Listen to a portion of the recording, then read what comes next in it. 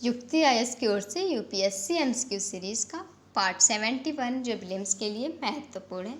इस पार्ट का पहला प्रश्न है कि निम्नलिखित अनुच्छेदों के कौन से समूह द्वारा प्रदत्त मौलिक अधिकार केवल भारत के नागरिकों को उपलब्ध है। चार विकल्प है अनुच्छेद 14, 20, 23 और 30, या फिर अनुच्छेद 15, 21, 25 और 28, या अनुच्छेद 20, 21, 25 और 30, या अनुच्छेद 15, 16, 19 और 30। सही विकल्प होगा ऑप्शन डी,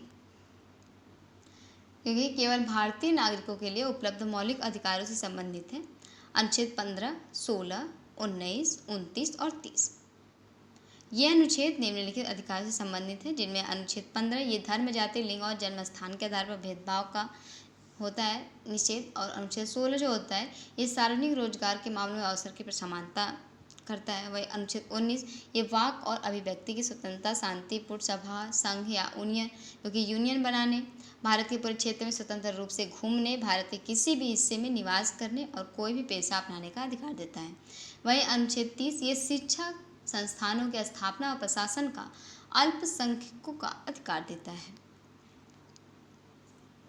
अगला प्रश्न है कि गढ़वाल हिमालय में अधिक ऊंचाई वाले चरागाहों में अस्थायी आवासों को किस नाम से जाना जाता है। चार विकल्प है मैत, खर, खदु या फिर खरसाल।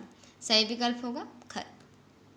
गढ़वाल हिमालय में अधिक ऊंचाई वाले चरागाहों में अस्थायी आवासों को खर कहा जाता है। इस पाठ का अंतिम प्रश्न है कि सूर्य की चमकीली बाह्य परत को जाना जाता है किस नाम से।